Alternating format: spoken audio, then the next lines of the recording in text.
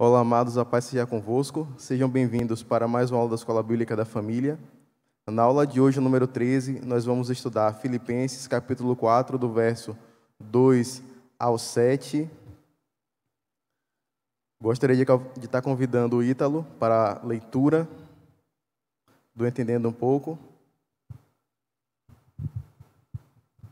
Bom dia e graça e paz. Podem fechar as portas do templo, que hoje falaremos sobre assuntos internos. Brincadeira. Hoje iremos abordar sobre o relacionamento entre irmãos, a tratativa dada pelo apóstolo Paulo para resolver esse recorrente e duro problema.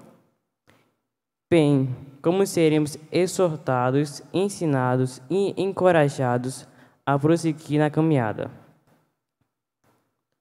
Os versos se configuram da seguinte forma: do 2 e 3, Paulo, we have a problem, problemas internos. 4 e 6, do apóstolo para o apostelo. E o 7, o resultado. Tem duas coisas importantes para esse estudo. A primeira coisa é a comunhão que temos de ter com o próximo, com o irmão da igreja, para a caminhada ser melhor. E a segunda coisa é que Paulo nos deu a cura definitiva para a preocupação, que a gente tem que orar.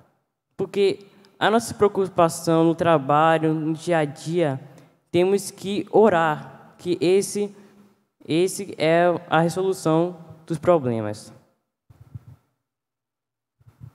Amém, amados. Vamos para a leitura bíblica. Pode pegar a sua porção da palavra de Deus, que a gente vai estar lendo, Filipenses, capítulo 4, verso 2, que diz: Rogo a Evódia e rogo a Sintique, pensem concordantemente no Senhor.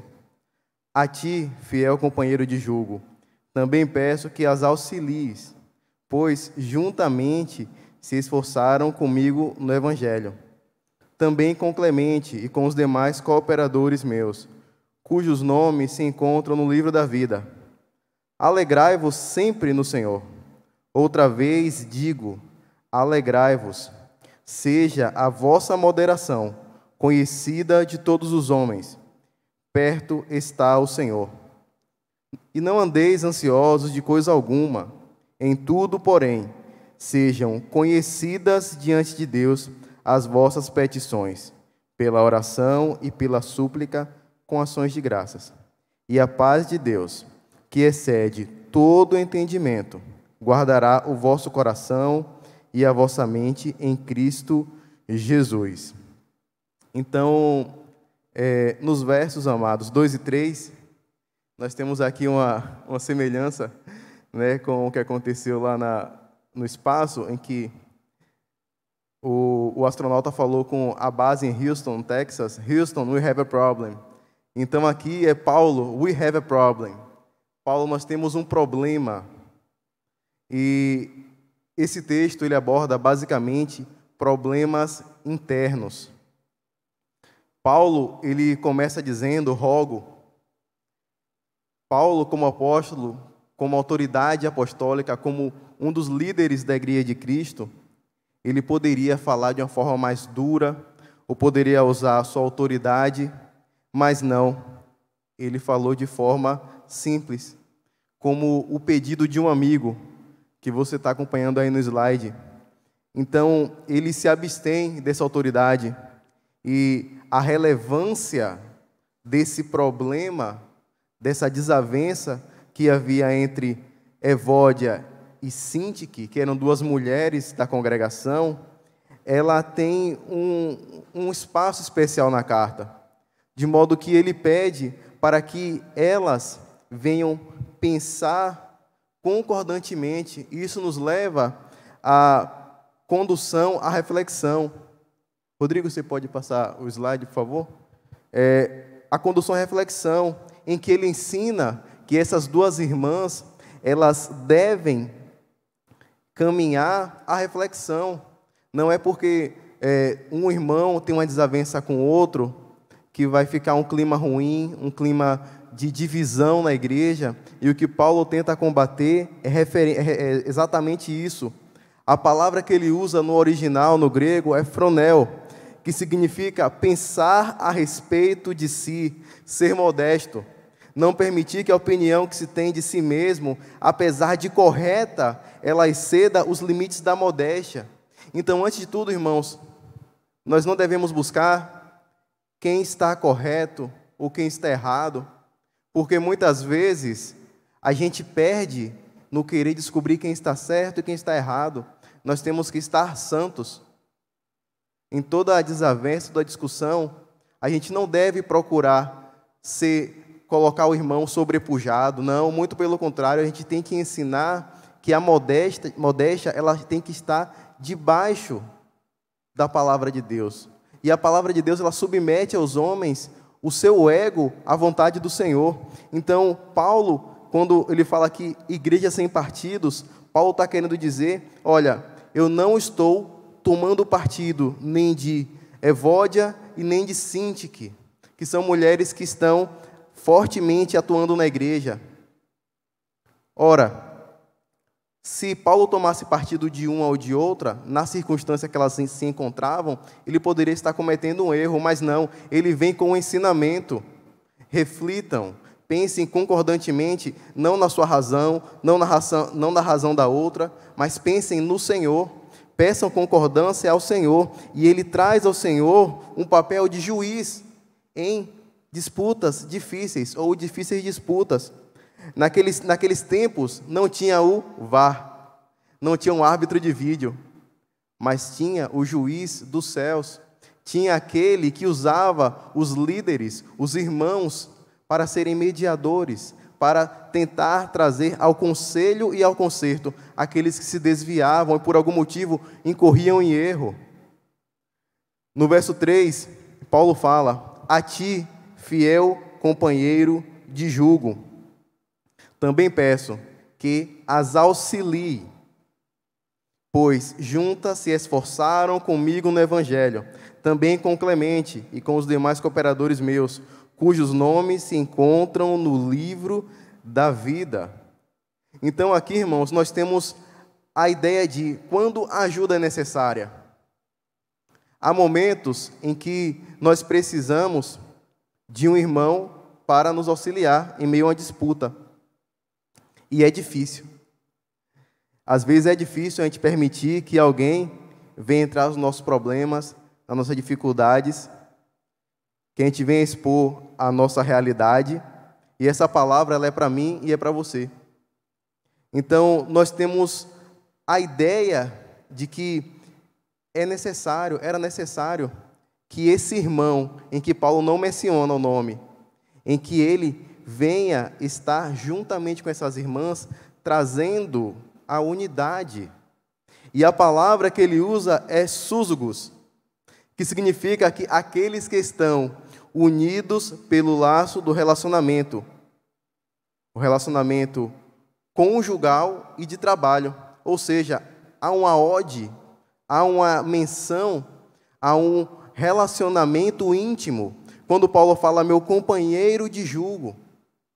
Então, muitos teólogos, eles entendem que essa palavra não é um nome de uma pessoa, mas é uma característica. Paulo se dirige ao irmão que estava em Filipos, que esse irmão, esse Císigo, esse súzugo, que ele venha estar juntamente com Sintique e com Evódia, para que elas venham estar em união.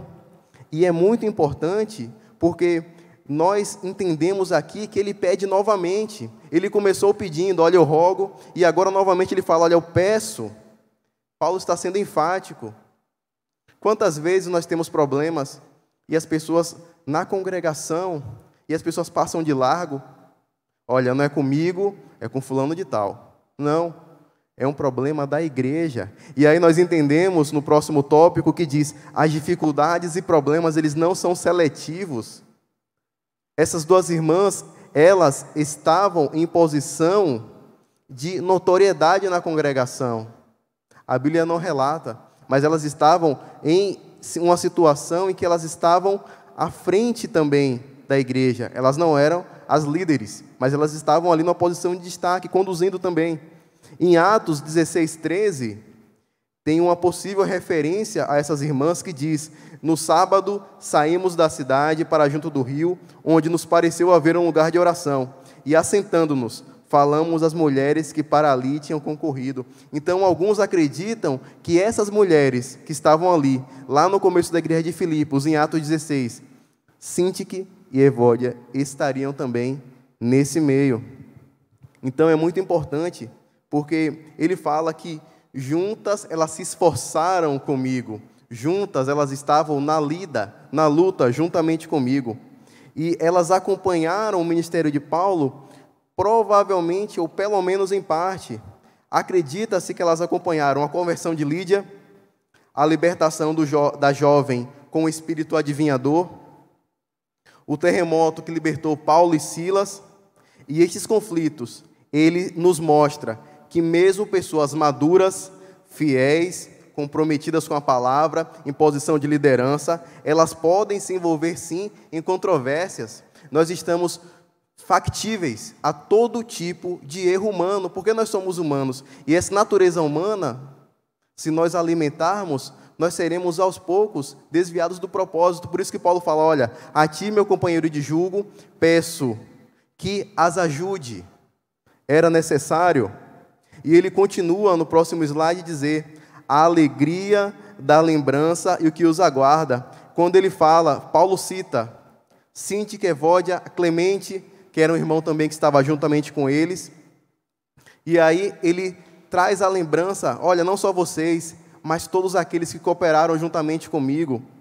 E não se esqueçam que o nome de vocês está escrito no livro da vida. Então aqui nós temos uma verdade teológica de Deus para a minha vida e para a sua vida, em que ele relembra e ele elenca os irmãos que ombrearam com ele, ombro a ombro, estiveram juntos na trincheira do Evangelho, sofrendo perseguições, calúnias, difamações. Ele relembra essa situação e relembra também que eles não estão esquecidos, estão gravados no livro da vida. E essa palavra gravados, ela nos traz uma referência, né, particular dos dias de hoje, que antes existia o HD, o hard drive, já existia o HD, que é o heaven drive. Então, Deus ele já tinha escrito no seu livro aqueles nomes, e esse livro, esse HD de Deus, ele não danifica, ele não tem problema de armazenamento, não, ele é ilimitado. E ele guarda os nossos nomes. No verso 4 e 6, nós temos do apóstolo para o apostelo. E aí tem uma brincadeirinha que apostelo significa enviado. Então Paulo, como apóstolo, ele fala aos apostelos, aos que foram enviados. E isso nós temos como primeiro ponto, um santo ensino. Porque agora nós começaremos onde o apóstolo nos ensina, ele nos fala e ele nos conduz a uma seara em que nós vamos identificar o problema, pedir auxílio e sermos orientados. Quando ele fala, alegrai-vos sempre no Senhor. Outra vez digo, alegrai-vos. Então, um é pouco e dois é mais do que o suficiente.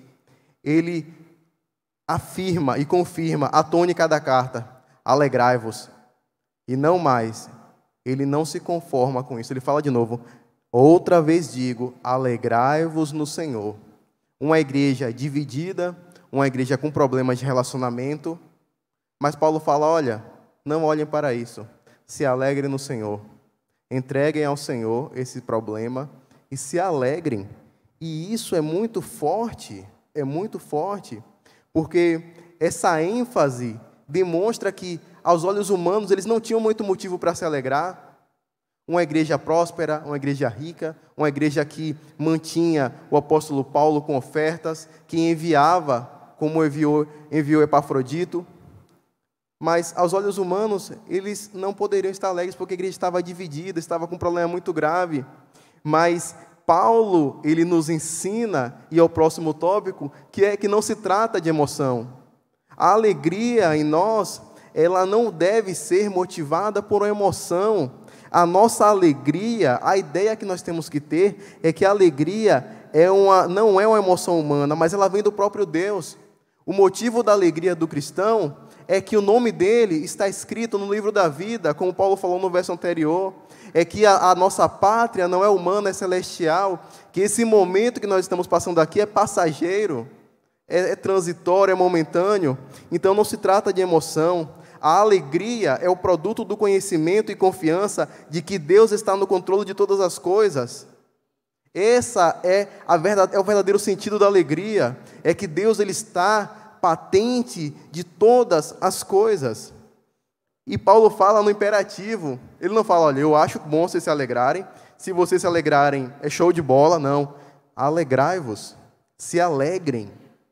Mesmo que aos seus olhos vocês não tenham motivo, olhe para cima.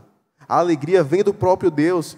E no verso 5 ele fala, seja a vossa moderação conhecida de todos os homens, perto está o Senhor. Então, irmãos, o primeiro ponto que Paulo fala é que nós somos como vitrines. Paulo nos ensina que a modéstia, a nossa natureza, ela deve ser notória. O nosso conviver, ele deve ser notório diante dos homens e diante de Deus. A gente deve ser conhecido como pessoas que conciliam, e não como pessoas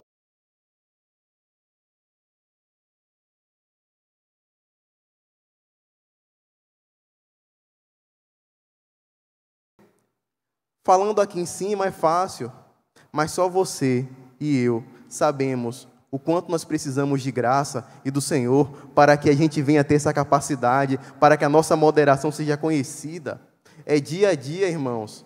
E mais para frente nós vamos saber como nós podemos desenvolver isso. Então ele fala também de uma atemporalidade testemunhal. Por quê, irmãos? Porque ele fala de forma contínua. O nosso testemunho, ele não deve ser só aqui na igreja. Ele deve ser no trabalho, ele deve ser em casa, ele deve ser na família, ele deve ser só quando tiver você e Deus. Porque a sinceridade do relacionamento espiritual, ela ocorre no oculto, antes de todas as coisas. Se você não tiver uma comunhão com Deus, você não vai conseguir cumprir as outras coisas. É um relacionamento. E essa característica de atemporalidade testemunhal, ela não expira. Na verdade, ela só expira quando nós expiramos, que é quando nós morremos, porque enquanto nós estivermos vivos, nós temos que dar um testemunho.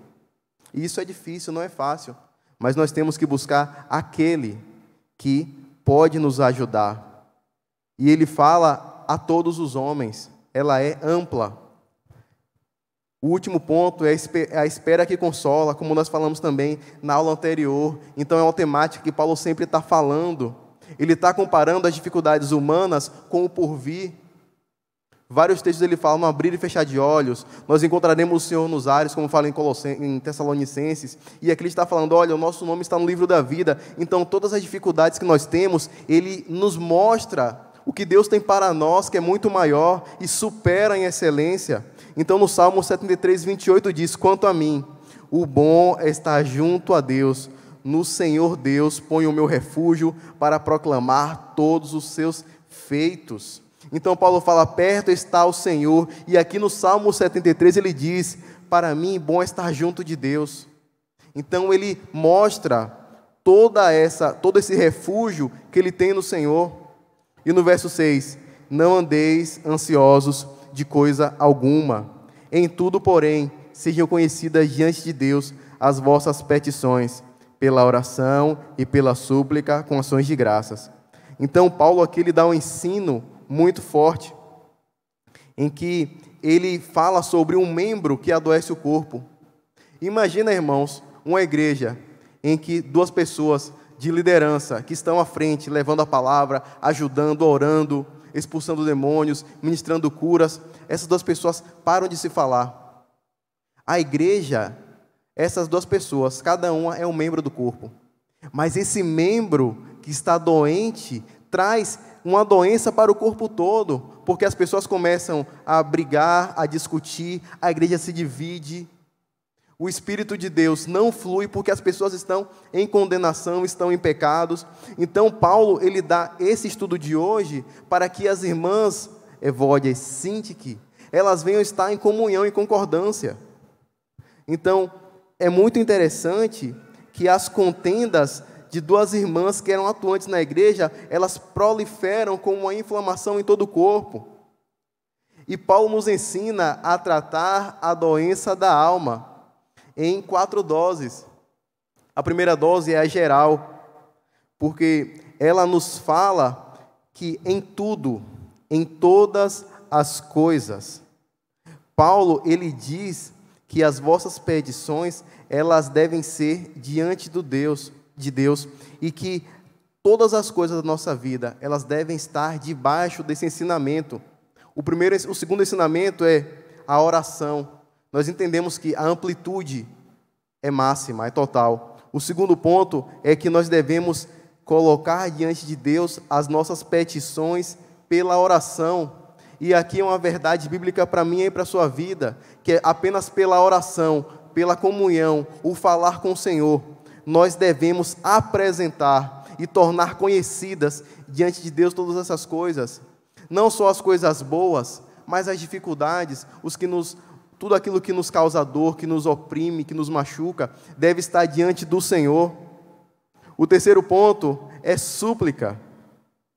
E aí nós entendemos que essa súplica, ela está diretamente relacionada à intimidade. O orar é falar, é você falar com o Senhor. O suplicar é você se derramar diante de Deus. Então a terceira mensagem é: tenham intimidade. E a quarta é ações de graças. Então, mais do que a gente pedir, é a gente agradecer. Não é a gente duvidar, não é a gente reclamar, mas a gente agradecer ao Senhor. O engraçado é que no século XVIII, quando o britânico descobriu a vacina, lá que foi o soro extraído de uma doença chamada varíola que estava na vaca, que injetou em uma criança, era para curar a nossa carne. Mas a vacina de Deus para os homens é o sangue de Jesus. Embora estejam aqui 4 doses, é uma única dose. E esse sangue, essa vacina, ela é muito mais importante do que qualquer outra vacina na face da terra, porque ela salva a nossa alma. E no verso 7, para finalizar, diz: e a paz de Deus, que excede todo entendimento, guardará o vosso coração e a vossa mente em Cristo Jesus. Em que Paulo fala e a paz de Deus. Então ele nos dá 4 exemplos. O primeiro ponto é a paz que vem do seu autor. E para nos ajudar na compreensão desse texto, nós temos Romanos 5:1 que diz: justificados, pois, mediante a fé, temos paz com Deus por meio do nosso Senhor Jesus Cristo. Então, irmãos, a paz que opera na vida da igreja é a paz que vem do Senhor. E ela excede todo entendimento, ela não pode ser compreendida, porque ela está além das nossas capacidades humanas e que são limitadas. O segundo ponto está além das nossas capacidades de medir. Em Romanos 11:33 diz: ó profundidade da riqueza, tanto da sabedoria como do conhecimento de Deus, quão insondáveis são os seus juízos e quão inescrutáveis os seus caminhos. Então, irmãos, o juízo de Deus, ele não é capaz de ser sondado, não é capaz de ser medido, não é capaz de ser compreendido.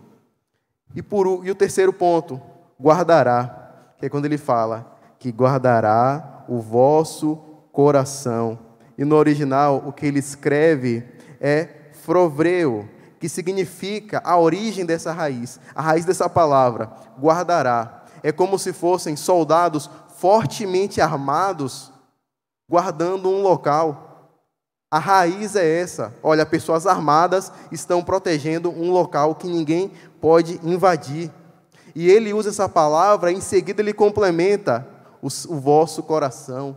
Então o Senhor, ele vai defender o meu coração e o seu coração de forma em que ninguém consiga invadir, em que nada de mal venha acessar o meu e o seu coração. Aleluia! E por último, e não só coração, e a vossa mente também. Então, quando nós estamos no Senhor e compreendemos, o nosso coração e a nossa mente, ela é blindada, ela é protegida, ela é impossível de ser invadida por quaisquer coisas que não sejam do Senhor. E por último, em quem? Em Jesus Cristo. É em Jesus. É nele que está concentrado todo o ensino. Ele é a pedra angular. Gostaria de convidar aqui o Wanderson. Nós temos ainda 5 minutos para conduzir o quadro Exercendo a Fé. Bom dia, amados. Graça e paz está conduzindo o quadro Exercendo a Fé. Escola, trabalho, filhos, faculdade, rotina, família, parentela. São tantas as rotinas, atividades e demandas que nós possuímos. Certamente você possui 2 ou mais delas. Agora, somente tudo isso, há uma outra responsabilidade: ser corpo. Isso mesmo, ser igreja. Levar a Cristo, servir ministeriamente em todas as suas vertentes. Qualquer normal pessoa em sã consciência evitaria esse chamado. Mas há um povo diferente, separado, que mesmo com tudo isso, ainda encontra energia, força e vigor para levar com alegria esse sacerdócio diante de Deus até os homens, pois a sua energia vem de Deus. O que eu posso falar é que a palavra do Senhor, ela se renova cada dia, sempre, e nós também, graças a Deus. Deus é tão cuidadoso com os seus que, além de nos salvar, demonstra o seu amor no cuidado e nas orientações aos seus filhos pela sua palavra. O que eu posso dizer desse texto que o professor botou é que Deus cuida de nós sempre, todo dia, todo momento que a gente está. Deus sempre está cuidando de nós. Que Deus abençoe e até a próxima. Amém, Wanderson, obrigado. Gostaria de convidar o Isaac para conduzir o quadro Aplicando em Nossas Vidas. Bom dia, amados. Graça e paz. Estarei conduzindo o quadro Aplicando em Nossas Vidas. Quais foram as lições aprendidas hoje? E como está a sua relação com seus irmãos? Você está machucado ou ferido? Não perca a oportunidade, se antecipe, perdoe. Às vezes, quando nós erramos com algum dos nossos irmãos, não é mesmo? Esqueci agora. Você está machucado ou ferido? Não perca a oportunidade, se antecipe, perdoe. Às vezes, quando nós erramos com algum dos nossos irmãos, nós queremos que ele nos perdoe a qualquer custo. Mas quando eles erram com a gente, nós não estamos dispostos a perdoar. E como diz a palavra de Deus, nós devemos perdoar 70 vezes 7. Ou seja, nós devemos perdoar nosso irmão inúmeras vezes. Se ainda está dolorido, peça ao Pai graça para perdoar. A genuína base da humildade cristã consiste, de um lado, em não se presumido, porque sabemos que nada possuímos de bom em nós mesmos, e de outro, se Deus implantou algum bem em nós, que o mesmo seja, por esta razão, totalmente debitado à conta da divina graça. João Calvino. Amém. Deus abençoe. Acabou mais uma aula e até a próxima aula de número 14. Até a próxima. E você que está em casa, uma semana de paz. Que Deus abençoe. Tchau, tchau.